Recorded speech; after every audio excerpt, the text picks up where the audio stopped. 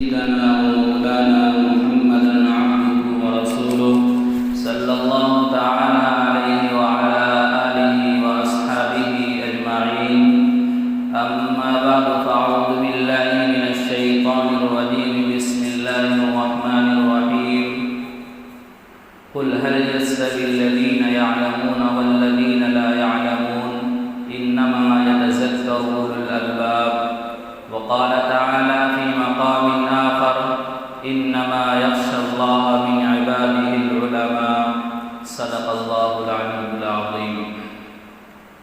اللہ سے کرے دور تو وہ تعلیم بھی فتنہ، املاک بھی اولاد بھی جاگیر بھی فتنہ، اور ناحق کے لیے اٹھے تو شمشیر بھی فتنہ، شمشیر ہی کیا نعرہ تکبیر بھی فتنہ. معزز سامعین کرام، عزیز طلباء اور میرے بزرگوں، بھائیوں، دوستوں، اللہ رب العزت کا کرم احسان ہے کہ اللہ رب العزت نے ہم سب کو یہاں جمع ہونے کی توفیق نصیب فرمائی. میرے عزیزوں، دنیا میں ہمیں اگر زندگی ملی ہے تو اس زندگی کو گزارنے کے لیے ہمیں اور آپ کو کچھ سیکھنا پڑتا ہے، جانکاری حاصل کرنا پڑتا ہے. اگر ہمارے پاس کسی چیز کا علم نہ ہو، کوئی چیز معلومات نہ ہو، تو ہم دنیا میں زندگی اگر گزار رہے ہیں تو اس کا کوئی نتیجہ، اس کا کوئی ثمر، اس کا کوئی وجود رہنے سے کوئی فائدہ حاصل نہیں ہوتا.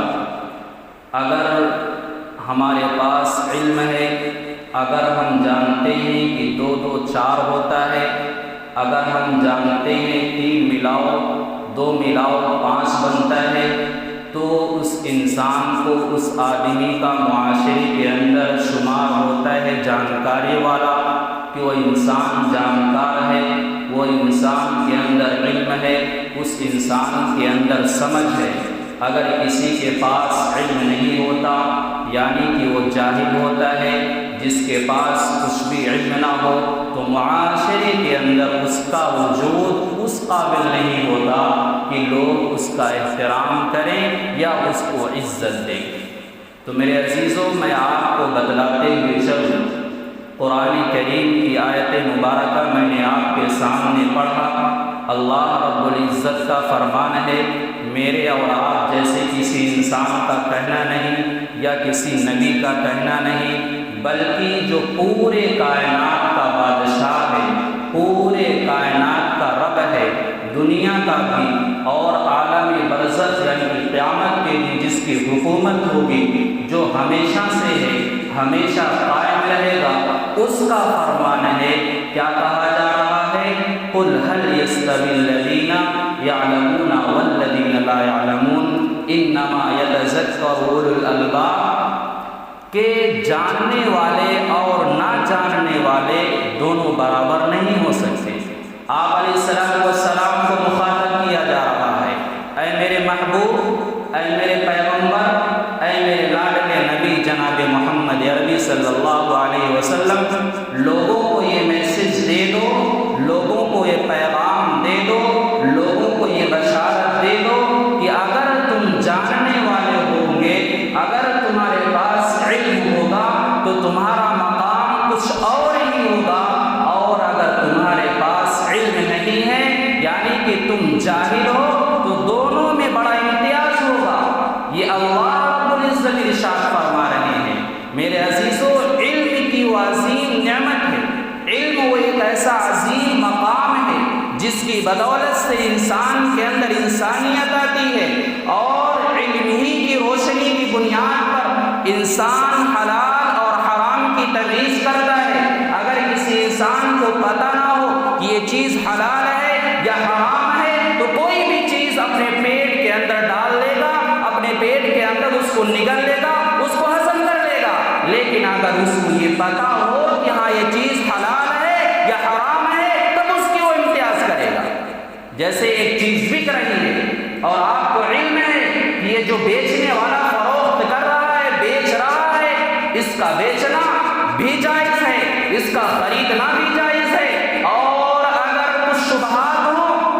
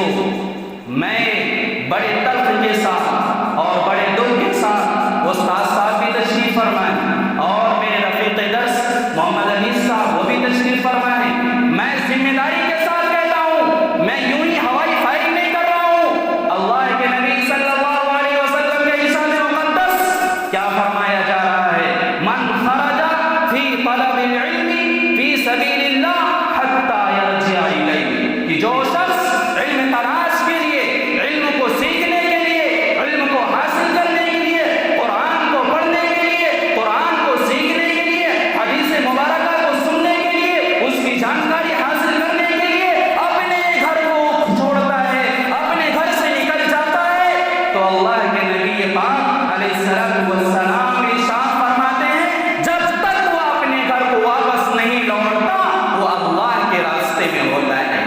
اور آج ہمارا اور آپ کا مزاج کیا بنا ہوا ہے میرے عزیزوں؟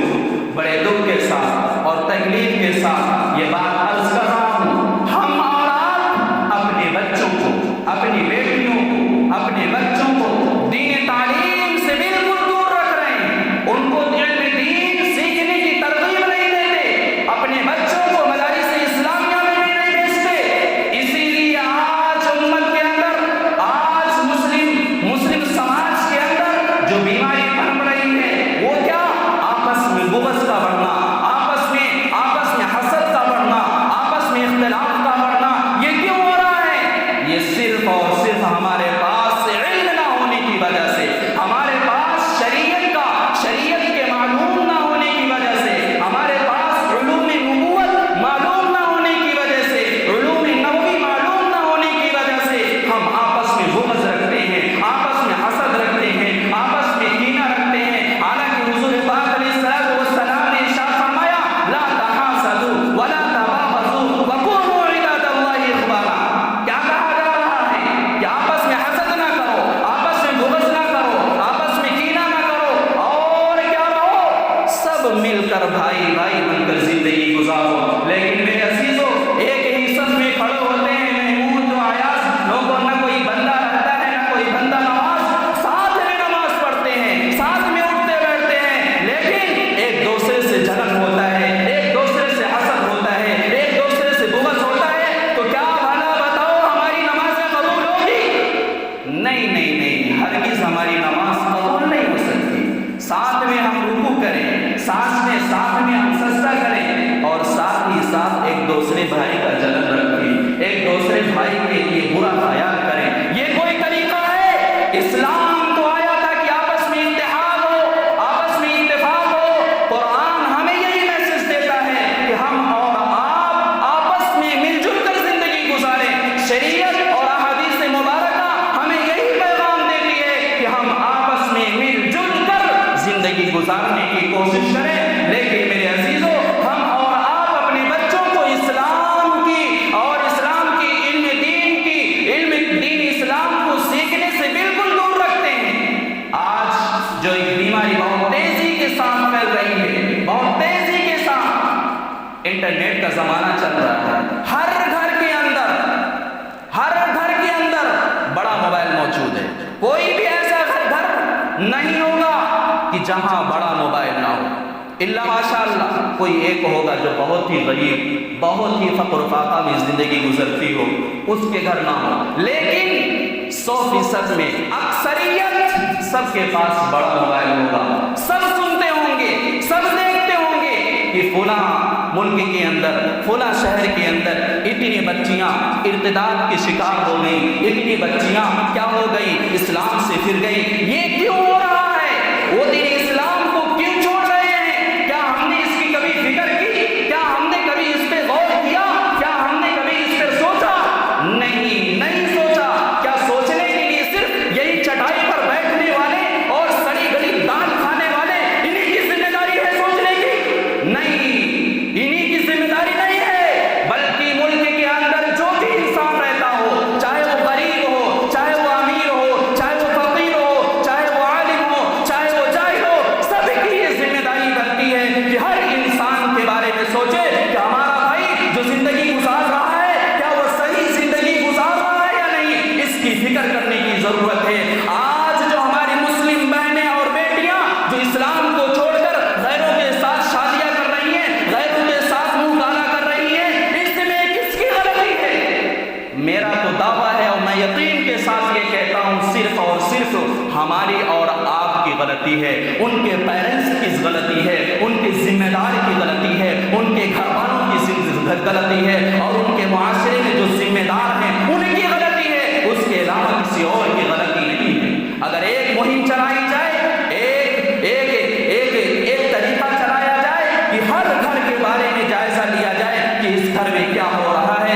نہیں ہو رہا ہے، اس گھر میں کتنے نمازی ہیں، کتنے نمازی نہیں ہیں. تو میرے عزیزوں، ہمارا معاشرہ درست ہو سکتا ہے، ہمارا معاشرہ لائن پہ آ سکتا ہے، ہمارا معاشرہ اسلام کے شریعت کے مطابق گزارنے والا بن سکتا ہے، لیکن ایسا ہم نہیں کریں گے، ایسا ہم نہیں کریں گے، ہرگز نہیں کریں گے. ہم تو بس ایک دوسرے کی پگڑیاں اچھالنے میں بڑی فخر کی بات سمجھتے ہیں، ایک دوسرے کو برا کرنے میں بہت سمجھتے ہیں کہ ہم بڑے اچھے ہیں.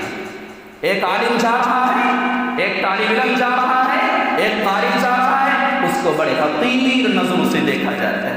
یہ کتنے بڑے، یہ کون سا آدمی جا رہا ہے، 6000 والا جا رہا ہے، 5000 والا جا رہا ہے. میرے عزیزوں، یہ جو پڑھا رہے ہیں، یہ جو تمہیں لکھا رہے ہیں، یہ جو تمہارے بچوں کو غلط اور صحیح کی تمیز دلا رہے ہیں، یہ ان کا احسان ہے. ایک زمانہ آئے گا جب تمہیں پڑھنے پڑھانے والا نہیں ملے گا. دیکھ لینا، آئے گا، ضرور آئے گا. کیوں؟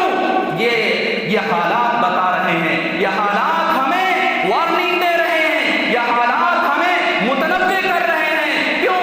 اکثریت علماء کو ذلیل کیا جاتا ہے، لوگ انہیں حقیر سمجھتے ہیں، لوگ انہیں اپنا غلام سمجھتے ہیں، لوگ یہ سمجھتے ہیں کہ ہم ان کو کہیں گے کھڑے رہو تو کھڑے رہیں گے.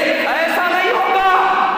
اگر تم نے اپنے امام کو غلام سمجھ لیا، اپنے امام کو حقیر سمجھ لیا، تو سن لو، تمہاری نماز نہیں ہوگی، تمہاری نماز درست نہیں ہوگی. فتووں میں لکھا ہوا ہے، دارالعلوم کا بھی فتویٰ ہے، جا کے معلوم کر لو، کسی بھی مفتی سے معلوم کر لو.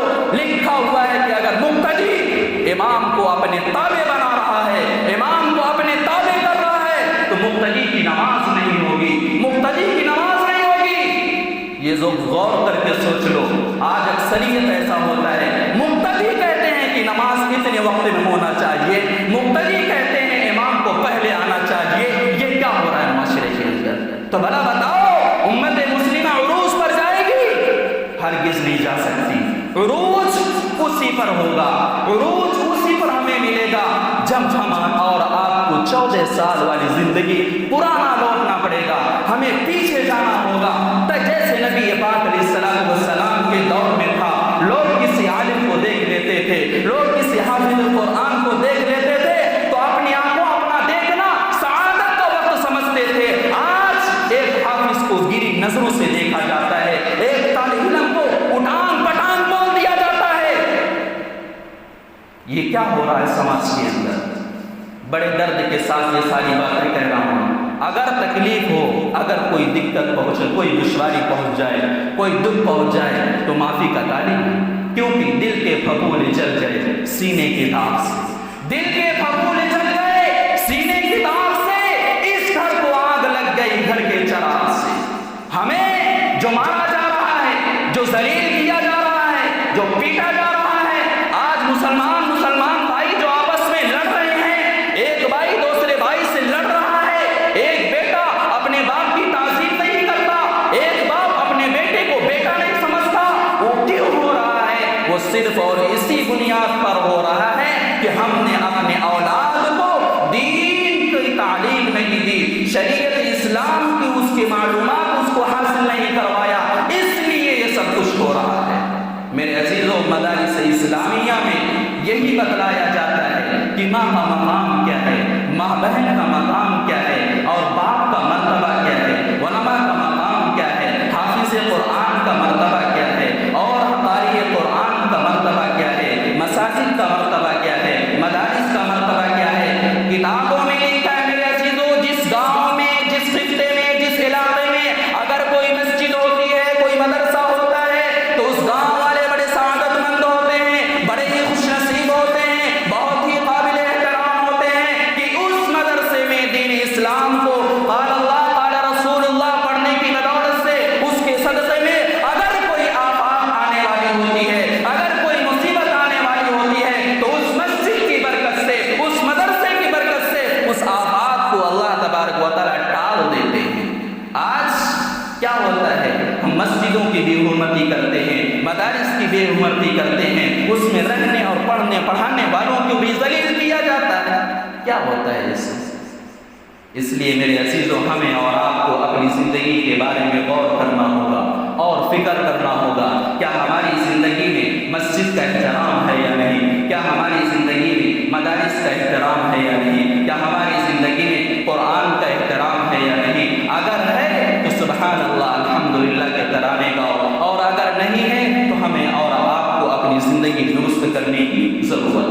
اللہ رب العزت مجھے بھی اور آپ سب کو عمل کرنے کی توفیق نصیب فرمائے۔ میں عرض کر رہا تھا کہ اللہ رب العزت ارشاد فرماتے ہیں قل هل يستوي الذين يعلمون والذين لا يعلمون، کہ اے نبی صلی اللہ علیہ وسلم آپ ارشاد فرما دیجیے کیا جاننے والے اور نہ جاننے والے دونوں برابر ہو سکتے ہیں؟ تو آپ علیہ السلام سے کہا جا رہا ہے کہ کہہ دیجیے ہرگز برابر نہیں ہو سکتے۔ اسی طریقے سے قرآن میں آیت ہے قل لا يستوي الاحیاء ولا الاموات، کیا وما يستوي الاحیاء ولا الاموات، کہ زندہ اور مردہ دونوں برابر نہیں ہو سکتے۔ اسی طریقے سے لا يستوي اصحاب النار و اصحاب الجنہ، کہ جنت والے اور آگ والے دونوں برابر نہیں ہو سکتے۔ تو اسی تمام مختلف آیات سے یہ اندازہ لگایا جا سکتا ہے کہ ایک طرف جاہل ہے اور ایک طرف عالم ہے، ایک طرف جاہل ہے، ایک طرف حافظ قرآن ہے، ایک طرف جاہل ہے، ایک طرف عام آدمی ہے، کیا یہ دونوں برابر ہو سکتے ہیں؟ میرے عزیزوں کھلی بات ہے، کھلی کتاب ہے، بالکل صاف ستھری بات ہے، ہر چیز برابر نہیں ہو سکتے۔ اس لیے میرے عزیزوں ہمیں اور آپ کو اپنی زندگی کے بارے میں ٹٹولنا ہوگا اور اپنے گھروں کے بارے میں جائزہ لینا ہوگا۔ کیا ہمارے گھر کے اندر جو مستورات ہیں، جو ہمارے بہن بیٹیاں ہیں، جو ہمارے گھر کے اندر جو مستورات ہیں، کیا ان کی زندگی میں قرآن کے اہتمام، قرآن کی تلاوت ہے یا نہیں؟ کیا ان کی زندگی میں حلال و حرام کی تمیز ہے یا نہیں؟ اگر نہیں ہے تو ان کو کسی بھی طریقے سے حلال و حرام کی تمیز کرنے کا علم دلایا جائے، اور اگر نہیں ہوگا تو میرے عزیزوں ان کے پیٹ میں حرام بھی جائے گا، حلال بھی جائے گا، تو کیا پتہ چلے گا؟ ہم تو زندگی یوں ہی گزارتے رہے اور یوں ہی چلے گئے، تو کیا پتہ چلا اللہ رب العزت جب قیامت کے دن ہمیں کھڑا کرے گا، جب سوالات کریں گے تو ہم جوابات دینے سے قاصر ہو جائیں گے، ہم جوابات دے ہی نہیں سکتے۔ اس لیے علم دین کو سیکھنا لازمی اور میرا کہنا بالکل فرض ہے۔ اس لیے میرے عزیزوں ہر انسان، ہر ذمہ داری کی ہر ذمہ دار شخص کی یہ ضرورت ہے کہ اپنے گھر والوں کے بارے میں فکر کرے، کیونکہ ایک آیت اور عرض کر کے میں اپنی بات کو مکمل کرتا ہوں۔ اللہ رب العزت ارشاد فرماتے ہیں یا ایھا الذین آمنوا قوا انفسکم واہلیکم نارا، اے ایمان والو خود کو بچاؤ اور اپنے اہل و عیال کو بچاؤ۔ یہاں پر بتایا جا رہا ہے کہ اے ایمان والو اپنے آپ کو بچاؤ اور اپنے اہل و عیال کو بچاؤ۔ آگے سوال پیدا ہو جاتا ہے اللہ رب العزت کس چیز سے بچایا جائے؟ اللہ رب العزت کس چیز سے بچا جائے؟ تو خود قرآن میں اللہ رب العزت ارشاد فرما دیتے ہیں انا، جہنم کی آگ سے بچو، جہنم کی آگ سے خود کو بچاؤ اور اپنے اہل و عیال کو بچاؤ۔ لیکن میرے عزیزوں آج معاملہ الٹا ہو رہا ہے، آج معاملہ بالکل اپوزٹ ہے۔ وہ کیا؟ باپ تو بڑا تہجد گزار، باپ تو بڑا نیک، باپ تو بڑا نوافلوں کا اہتمام، باپ تو بڑا ہی اچھا، لیکن اگر اس کی پچھلی زندگیوں کو دیکھا جائے، اس کے گھر والوں کو دیکھا جائے تو بالکل اس کا الٹا ہوتا ہے۔ اس کا بیٹا بھی بے نمازی، اس کے گھر والے بھی بے نمازی، اس کی بیٹیاں بھی بے نمازی، اس کی بیوی بھی بے نمازی۔ تو کیا بھلا بتاؤ اگر تمہارے پاس ان تمام نیکی ہونے کے باوجود بھی تم اپنے اہل و عیال کی بدولت تم جہنم میں بھی جا سکتے ہو، اللہ رب العزت گرفت کر لیں گے۔ ارے تم تو خود تو نماز پڑھتے تھے، تم تو خود روزہ رکھتے تھے، لیکن اپنے گھر والوں کی فکر نہیں کرتے تھے، چل اسی کے بدلے میں تم بھی چل، بھلا بتاؤ کیا ہوگا؟ اس لیے فکر کرنے کی ضرورت ہے اور سوچنے کی ضرورت ہے۔ اللہ رب العزت مجھے بھی اور ہم سب کو بھی عمل کی توفیق نصیب فرمائے، اور ہمارے دلوں کے اندر ان حافظوں کا اور قرآن کا، علماء کا اور مدارس کا، مساجد کی قدر ہمیں کرنے کی توفیق نصیب فرمائے۔ آمین۔ وآخر دعوانا الحمدللہ رب العالمین۔